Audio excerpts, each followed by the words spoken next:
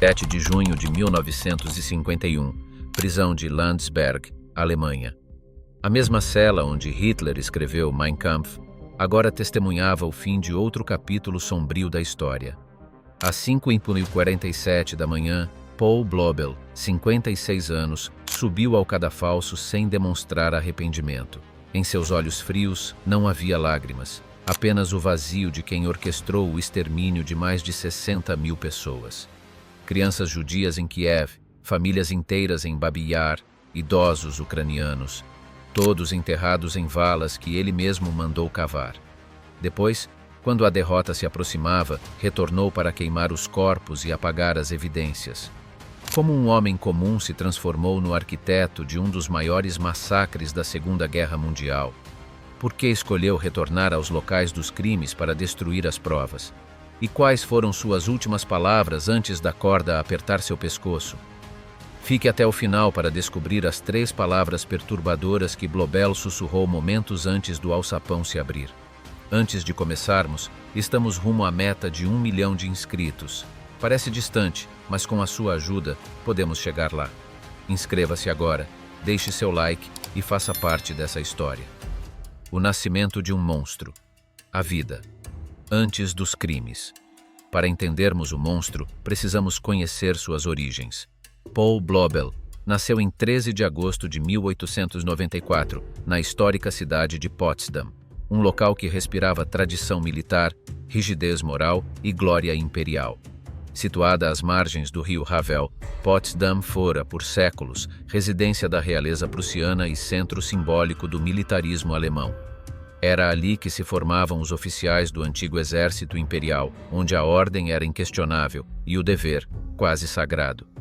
Blobel cresceu nesse ambiente carregado de hierarquia, disciplina e reverência ao Estado, aprendendo desde cedo que obediência era uma virtude e questionar era sinal de fraqueza. Vindo de uma família modesta, suas primeiras escolhas não indicavam qualquer desvio sinistro. Ainda jovem, tornou-se aprendiz de pedreiro e carpinteiro, profissões manuais ligadas à criação, à solidez, ao esforço honesto. Demonstrando habilidade técnica, decidiu entre 1912 e 1913 estudar arquitetura, uma decisão lógica para alguém que desejava construir um futuro estável e útil. Era um caminho que sugeria ordem, estética, progresso. Quem poderia imaginar que esse mesmo homem, treinado para projetar edifícios, acabaria desenhando a logística do assassinato em massa? Em 1914, a eclosão da Primeira Guerra Mundial interrompeu bruscamente seus planos. Como tantos outros jovens da época, ele foi convocado ao exército e alocado como engenheiro de combate. Lutou nas frentes mais difíceis e foi condecorado com a Cruz de Ferro de primeira e segunda classe, um feito que indicava coragem e competência sob fogo. Mas as condecorações não protegiam a alma. As trincheiras destruíram muitos homens de formas que os médicos não podiam diagnosticar. Para alguns, como Blobel, a guerra não terminou em 1918. Ela continuaria a moldar sua visão de mundo, endurecendo sua sensibilidade e alimentando um ressentimento latente contra a traição interna, que, segundo o mito propagado pelos nacionalistas, teria derrubado o império. Ao retornar a uma Alemanha vencida, esfacelada política e economicamente, Blobel encontrou um país que já não reconhecia. Tentou retomar a vida civil, concluiu os estudos em arquitetura, casou-se em 1921 e teve 2 filhos. Em 1924, abriu um escritório próprio, projetando edifícios numa nação em reconstrução. Por um tempo, parecia que encontraria um novo caminho, longe da guerra, mas essa ilusão seria curta. A entrada no Partido Nazista. A República de Weimar, frágil e mal amada, não resistiu à nova onda de colapso iniciada com a quebra da Bolsa de Nova York em 1929. A crise econômica global foi um golpe devastador para a Alemanha, ainda sufocada pelas reparações da Primeira Guerra. O desemprego explodiu, a moeda perdeu valor, a desesperança se espalhou e Blobel, como milhões de outros, perdeu tudo. Seu escritório faliu. Entre 1930 e 1934, permaneceu oficialmente desempregado, sem perspectivas, humilhado pela miséria e pela incerteza. Era o tipo de homem ideal para os discursos inflamados de um agitador como Hitler. No dia 1º de dezembro de 1931, movido pelo desespero e seduzido por promessas de ordem e grandeza nacional, Blobel ingressou no Partido Nazista. Para ele, o partido oferecia não apenas respostas, mas uma identidade. A Alemanha, diziam os nazistas, fora traída e era possível restaurá-la, desde que seus inimigos internos fossem eliminados. A partir desse momento, a trajetória de Blobel entrou em espiral descendente. Em janeiro de 1932, deu mais um passo em direção ao abismo. Alistou-se na SS, a Schutzstaffel, inicialmente criada como guarda pessoal de Hitler, evoluía rapidamente para um braço armado e ideológico do partido, com uma fidelidade cega ao Führer. Na SS, Blobel encontrou não apenas uma nova carreira, mas também um novo propósito. Não mais construir casas, mas eliminar os que ameaçavam a casa alemã. Em 1933, com Hitler nomeado chanceler, o Terceiro Reich começou a tomar forma. Blobel foi contratado como funcionário administrativo em Solingen, e sua nova função pública parecia inofensiva. No entanto, por trás da mesa e dos carimbos, crescia uma máquina de controle, vigilância e repressão. Em 1935, ingressou no Sicherheitsdienst, SD, o serviço de inteligência da SS, responsável por mapear, catalogar e destruir os opositores do regime, inclusive os que ainda não sabiam que seriam alvos. Blobel destacou-se por sua eficácia. Ascendeu rapidamente à posição de chefe de seção em Düsseldorf, responsável por operações de segurança, repressão e controle populacional. Sua formação técnica, somada à frieza com que executava ordens, fazia dele o funcionário ideal para um regime que exigia precisão mortífera. A radicalização veio com a Kristallnacht, em novembro de 1938. Naquela noite, sinagogas foram queimadas, lojas saqueadas, milhares de judeus presos. Blobel, em sua jurisdição, coordenou diretamente a apreensão dos bens das sinagogas destruídas. Não mais apenas um burocrata, ele era agora executor, cúmplice direto do projeto de exclusão e destruição da comunidade judaica. Sua metamorfose estava completa. O que se passou a partir dali é história conhecida e aterradora. A entrada de Blobel nos Einsatzgruppen, suas ações em Babi Yar, sua liderança na Sonderaktion Bembe 5. Mas as sementes desse terror foram plantadas muito antes, nos dias de desemprego, nas trincheiras enlameadas, nos discursos que transformaram frustração em fanatismo. Você consegue imaginar como um homem que um dia sonhou em desenhar casas e construir escolas acabou supervisionando assassinatos em massa? Talvez a resposta resida na combinação letal entre ambição ferida, ressentimento social e a sedução de uma ideologia que prometia grandeza nacional, através do ódio. Blobel não se tornou um criminoso da noite para o dia. Ele foi moldado, passo a passo, em um sistema que transformava homens comuns em engrenagens de um genocídio. E é essa transformação lenta, quase imperceptível, que mais deve nos assustar. O arquiteto dos massacres, o começo da guerra.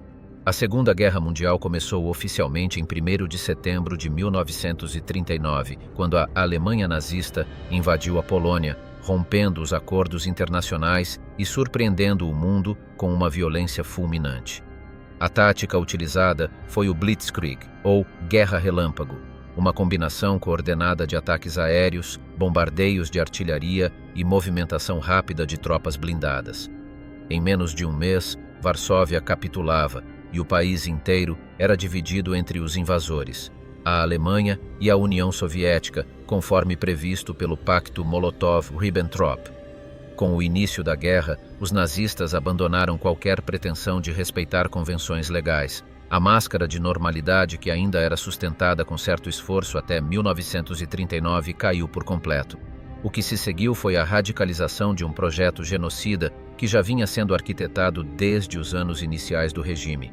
E nesse novo cenário, Paul Blobel encontraria sua verdadeira vocação, não como um soldado no campo de batalha, mas como um executor burocrático da morte industrializada. Menos de um mês após a queda da Polônia, em 27 de setembro de 1939, Heinrich Himmler, comandante da SS, fundou o Reichssicherheitshauptamt, o Escritório Central de Segurança do Reich, mais conhecido como RSHA. O objetivo era integrar em uma única estrutura os principais órgãos de repressão do regime: a Gestapo, Polícia Secreta do Estado, a Kriminalpolizei, Polícia Criminal, e o Sicherheitsdienst, o Serviço de Inteligência da SS. À frente dessa nova e temida instituição foi colocado Reinhard Heydrich, o Carrasco Loiro, considerado um dos homens mais cruéis do Terceiro Reich. O RSHA simbolizava mais que uma reorganização administrativa, era a burocratização definitiva do assassinato em massa. A partir de então, a morte passaria a ser administrada com planilhas, carimbos e arquivos, cada execução cuidadosamente registrada, cada corpo catalogado. Paul Blobel foi absorvido por essa máquina com entusiasmo. Já detinha o posto de SS Standartenführer, o equivalente a coronel, e havia construído uma reputação dentro da SS por sua disciplina rígida, sua lealdade incontestável ao regime e sua completa indiferença à dor humana. Era o perfil ideal para um sistema que exigia operadores sem alma, mas com senso de organização. A Operação Barbarossa. Em 22 de junho de 1941, Hitler rompeu o pacto com Stalin e deu início à Operação Barbarossa, a maior invasão terrestre da história militar. Cerca de 3,2 milhões de soldados alemães, além de tropas aliadas do eixo, atravessaram as fronteiras soviéticas em 3 frentes, buscando conquistar e subjugar o leste europeu.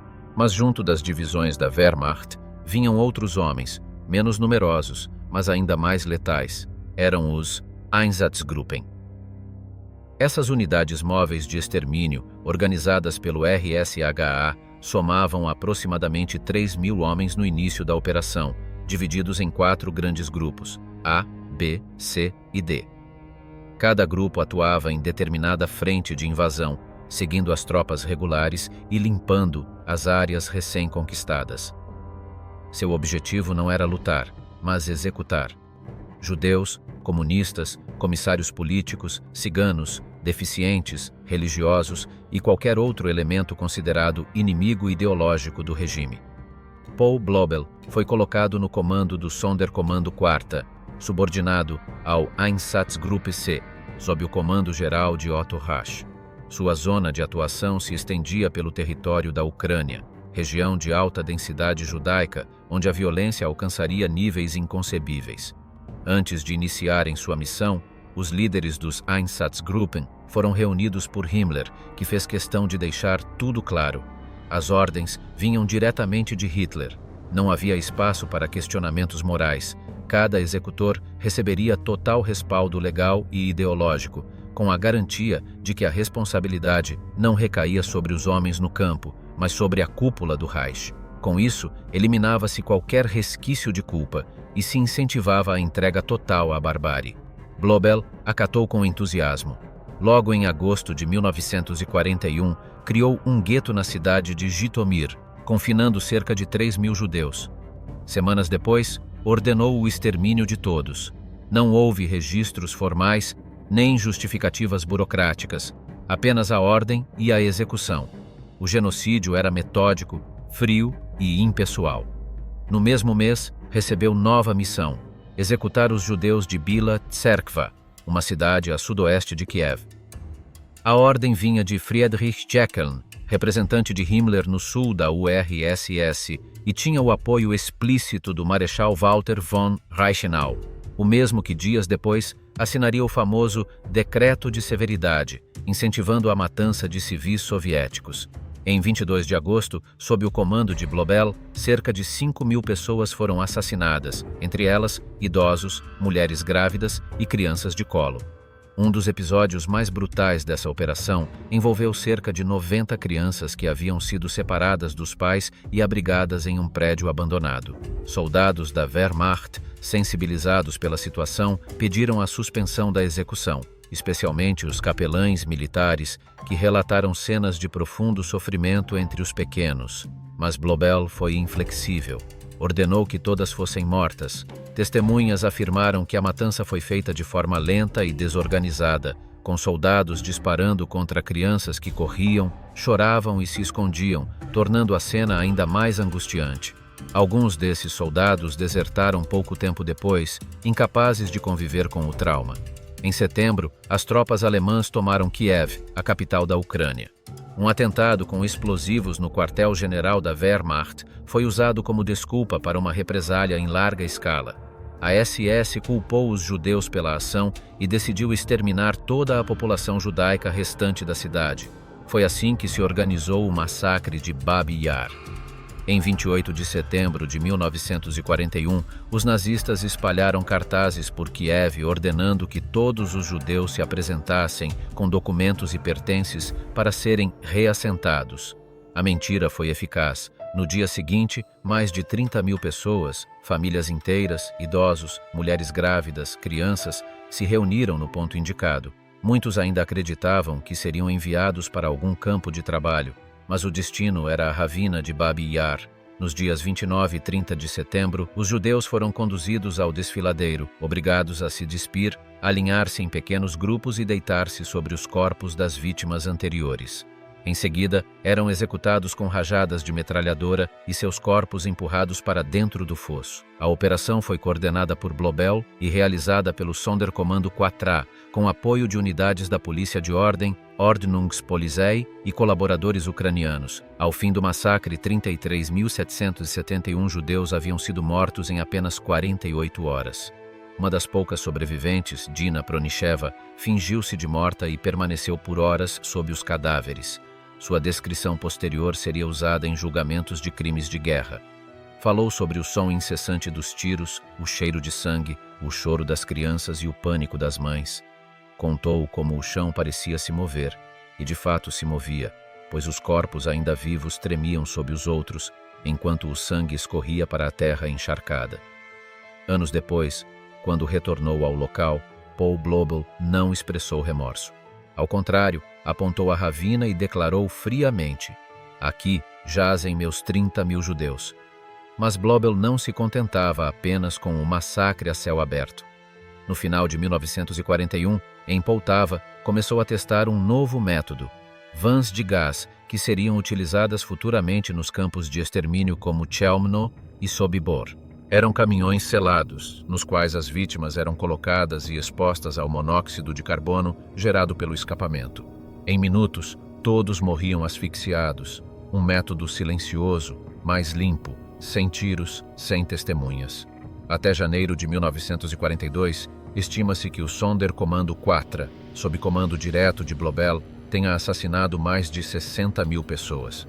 O nome de Paul Blobel já circulava entre os altos quadros da SS como sinônimo de eficiência genocida.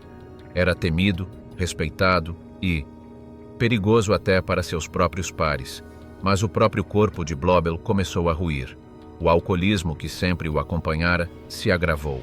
Os relatos dizem que ele chegava embriagado às execuções, errava comandos, tropeçava nos campos e já não conseguia esconder a degradação física e mental. Em janeiro de 1942, foi oficialmente afastado de seu posto por problemas de saúde. A verdade era mais crua. Paul Blobel estava bêbado demais para matar com eficácia. Mas o Terceiro Reich ainda não havia encerrado sua utilidade. A pausa seria breve. Uma nova missão. A partir de junho de 1942, Paul Blobel recebeu uma nova e macabra missão. Uma tarefa secreta que apenas os mais confiáveis e comprometidos com o projeto genocida do Terceiro Reich podiam desempenhar. Apesar de seus problemas com o vício e de seus surtos de comportamento errático, o alto comando nazista ainda via em Blobel uma peça fundamental.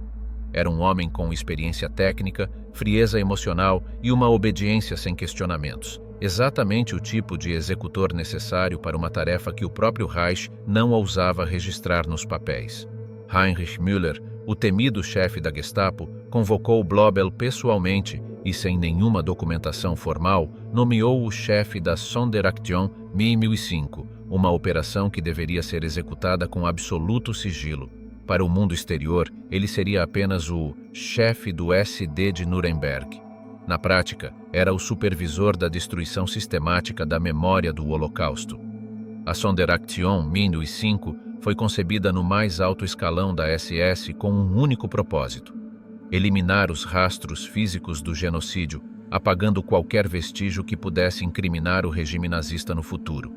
À medida que as marés da guerra mudavam, com a derrota iminente em Stalingrado e o avanço das tropas soviéticas, tornava-se evidente para Himmler, Heydrich, antes de sua morte, e outros líderes da SS que as valas comuns, os relatórios, os objetos das vítimas e os ossos calcinados poderiam se tornar, nas mãos do inimigo, provas irrefutáveis de um crime sem precedentes na história da humanidade.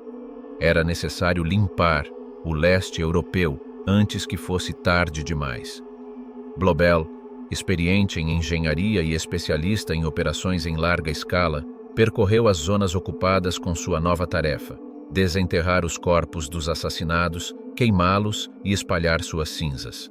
Como um carrasco silencioso, infiltrado sob disfarces de consultor sanitário ou engenheiro civil, ele viajava de campo em campo com seus ajudantes da Gestapo e formava pelotões compostos por prisioneiros judeus, soviéticos e poloneses. Esses grupos, acorrentados para evitar fugas, eram forçados a realizar tarefas inenarráveis. O protocolo Blobel tornou-se modelo de perversidade e eficiência. Primeiro, as valas comuns eram abertas.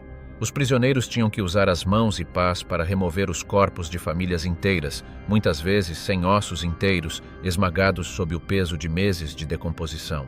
O fedor era insuportável. Depois, os pertences metálicos, anéis, dentaduras de ouro, fivelas, colheres, eram removidos e separados em sacos catalogados. Até os ossos eram inspecionados para a retirada de metais que pudessem atrapalhar a incineração. Em seguida, Blobel montava grandes piras usando trilhos de trem como base e madeira empilhada em camadas com ossos. As chamas duravam dias inteiros, liberando uma fumaça escura que cobria aldeias vizinhas e fazia chover cinzas humanas. Por fim, as cinzas eram espalhadas em pântanos, bosques e campos arados. O objetivo era apagar qualquer indício físico da existência das vítimas, como se jamais tivessem vivido. A operação teve início em Sobibor, mas rapidamente se expandiu para Belzec, Treblinka, Chelmno, Ponary e outros locais da Action Reinhardt. Blobel visitava os locais, supervisionava os trabalhos, pressionava por resultados e fazia relatórios, verbais quando possível, para o RSAGA. Em Auschwitz e Majdanek, os crematórios industriais tornavam o trabalho desnecessário, mas mesmo assim, partes do processo foram ajustadas para integrar o padrão Blobel. Seu momento mais sinistro, porém, viria em julho de 1943, quando foi designado para retornar a Babi Yar, perto de Kiev, o desfiladeiro onde, sob seu comando direto, quase 34 mil judeus haviam sido massacrados.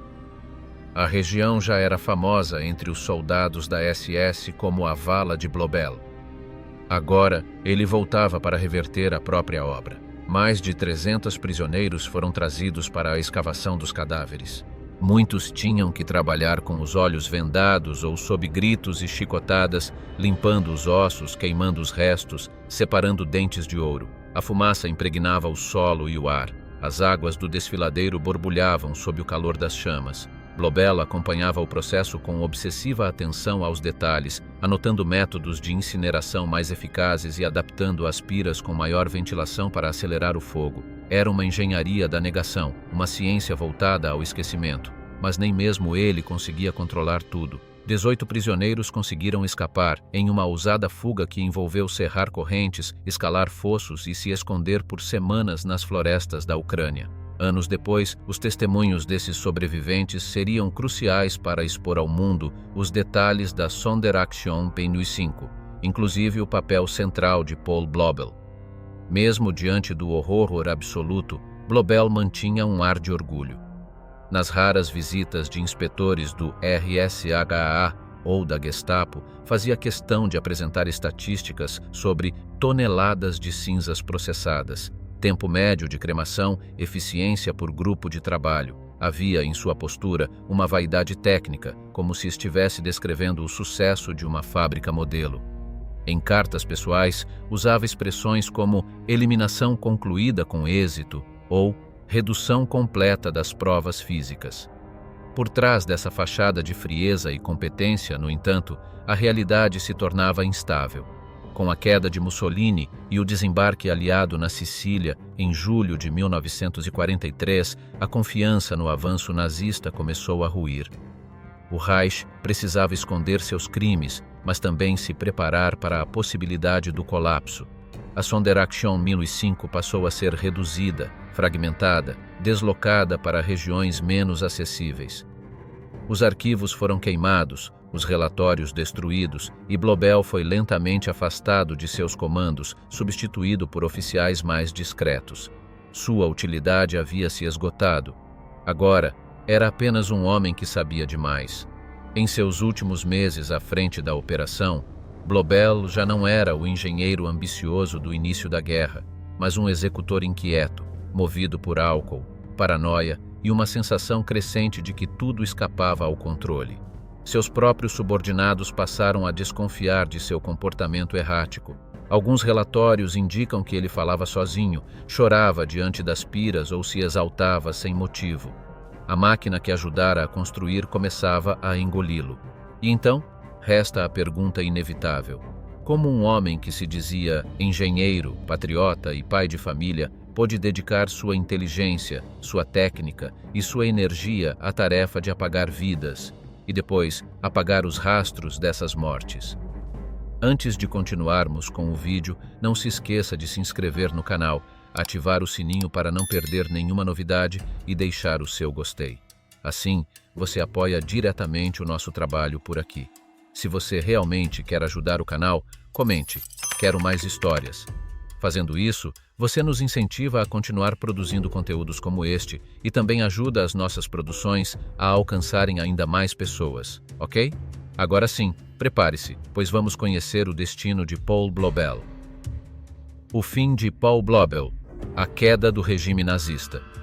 Com o colapso do Terceiro Reich em maio de 1945, a era de terror arquitetada por homens como Paul Blobel chegou oficialmente ao fim. Não com um grito de vitória, mas com o silêncio envergonhado de uma nação em ruínas. Berlim ardia em escombros, Hitler estava morto e as tropas aliadas marchavam sobre o que restava do orgulho nazista. Era o início de uma nova era, marcada por algo que, até então, parecia impensável: a responsabilização dos criminosos de guerra em escala internacional. Pela primeira vez na história moderna, o mundo se preparava para julgar os autores de um genocídio sistemático e industrializado. Não apenas os soldados que apertaram o gatilho, mas também os planejadores, os burocratas, os que fizeram do extermínio uma profissão. Paul Blobel foi capturado ainda em 1945. Não resistiu com armas, não tentou escapar em desespero. Tentou se esconder. Usava uma identidade falsa, pensava talvez em desaparecer entre os milhões de alemães deslocados após a guerra, mas seu passado o perseguia. Arquivos confiscados da SS, listas de procurados e testemunhos de sobreviventes logo apontaram seu nome. Sua captura foi discreta, mas seu histórico era barulhento demais para ser ignorado. Comandante da Einsatzgruppe C, responsável pelo massacre de Babi Yar, idealizador e supervisor da macabra Sonderaktion 1005. Nos primeiros meses de cativeiro, foi transferido entre campos de prisioneiros e centros de interrogatório dos aliados. A estratégia era clara: esvaziar as defesas psicológicas, confrontar os acusados com provas incontestáveis e arrancar deles qualquer fragmento de verdade. Blobel, no entanto, mostrou-se frio e evasivo. Oscilava entre a negação completa e o relativismo cínico. Às vezes dizia não lembrar, outras vezes tentava suavizar os números. Referia-se às vítimas como elementos hostis ou grupos subversivos, jamais como seres humanos. Tentava, assim, repetir no pós-guerra a mesma lógica desumanizante com que justificara seus atos durante o conflito. O julgamento das Einsatzgruppen. Em setembro de 1947, começou em Nuremberg o julgamento das Einsatzgruppen, um dos processos mais simbólicos e dolorosos dos 12 julgamentos subsequentes realizados pelos Estados Unidos após a condenação dos principais líderes nazistas. Paul Blobel, com seu passado marcado por sangue e cinzas, foi chamado a responder por seus atos diante do mundo. Sentou-se no banco dos réus entre outros 23 comandantes das unidades móveis de extermínio, os Einsatzgruppen, que acompanharam as tropas alemãs durante a invasão da União Soviética, executando judeus, ciganos, comunistas e qualquer civil que fosse considerado uma ameaça ao Reich. As acusações eram brutais e indiscutíveis: crimes contra a humanidade, crimes de guerra, pertencimento a organizações criminosas como a SS e a Gestapo. Mas o que tornava o caso de Blobel especialmente perturbador não era apenas o número de mortos atribuídos a ele, dezenas de milhares, mas a forma como atuava. Os promotores apresentaram relatórios minuciosos assinados por ele, relatando execuções com a precisão de um engenheiro: local, hora, número de vítimas, até o consumo de munição. Um massacre contabilizado como se fosse planilha de produção industrial. Entre os documentos mais impactantes, destacavam-se os informes da já mencionada Ação de Babi Yar, tanto no primeiro momento, durante o massacre, quanto no retorno para ocultar os rastros dos atos cometidos. No tribunal, Blobel tentou se defender apelando ao discurso da obediência cega. Eu obedeci ordens, repetia, como um mantra vazio. Disse que não sabia o que aconteceria com os judeus deportados, que sua função era apenas coordenar transportes e segurança. Mas a farsa logo caiu. Os documentos o desmentiam, testemunhas o identificaram, e suas próprias palavras, registradas em relatórios, o condenavam. Seus argumentos mais cruéis surgiram em meio ao cinismo. Minimizou o número de mortos, afirmou que os assassinatos eram respostas legítimas à guerra de guerrilha soviética e chegou a declarar que a proporção de 1.000 judeus mortos para cada 10 soldados alemães era discutível, mas compreensível. A plateia do tribunal, juízes, jornalistas, sobreviventes, silenciou diante da frieza daquela justificativa. O julgamento já não era apenas uma questão legal, era um confronto moral entre civilização e barbárie. Sentença e execução. A sentença veio em abril de 1948, pena de morte por enforcamento. Blobel foi transferido para a prisão de Landsberg, onde passaria os 3 anos seguintes aguardando sua execução. Visitado pela família, escrevendo cartas nas quais reafirmava sua inocência e se dizia injustiçado, ele jamais demonstrou remorso. Em nenhuma linha expressou compaixão pelos mortos. Em nenhum momento reconheceu a dimensão do mal que ajudou a organizar. Para ele, tudo fora necessário, inevitável, parte da guerra. Na noite de 6 para 7 de junho de 1951, finalmente chegou sua hora. Com outros 6 membros das Einsatzgruppen, foi conduzido ao cadafalso. Era meia-noite. Quando lhe perguntaram se queria dizer algo antes de morrer, Paul Blobel respondeu: obedeci ordens, fui soldado, não cometi crimes, Deus e a história me absolverão. A Zerver 07 caiu. Sua vida terminou como tantas outras que ele havia tirado, abruptamente, sem dignidade, sem honra. Mas suas vítimas, cujos nomes ele nunca se deu ao trabalho de saber, continuam presentes. Babi Yar permanece como um dos locais mais sombrios da memória europeia. Durante décadas, o silêncio tentou esconder o que ali aconteceu. Hoje, erguem-se monumentos. Há poemas, sinfonias, livros, porque ali, naquele vale, a humanidade desceu ao seu ponto mais baixo, e não pode se dar o luxo de esquecer. A história de Paul Blobel é um lembrete cruel de como o mal absoluto pode se disfarçar de eficiência, como um arquiteto de casas pode se tornar um arquiteto do extermínio. Ele não gritou, não delirou, não se banhou em sangue. Calculava, planejava, ordenava, e por isso mesmo é tão perturbador. No fim, resta uma pergunta incômoda daquelas que não nos permitem dormir em paz. Quantos mais seriam capazes de fazer o mesmo se as condições voltarem a se alinhar? A justiça fez o que pôde. A memória deve fazer o resto, porque só lembrando, estudando e enfrentando a verdade por mais incômoda que seja, é que poderemos impedir que o horror volte a se vestir de ordem, de dever ou de normalidade. Nunca esquecer, nunca repetir. Essa não é apenas a sentença de Paul Blobel, é a sentença da história, contra todos os que ousarem trilhar o mesmo caminho. E então, você já conhecia a história de Paul Blobel e os crimes que ele cometeu em Babi Yar? Tem alguma sugestão para os próximos vídeos? Deixe sua opinião nos comentários. Muito obrigado por ficar até aqui.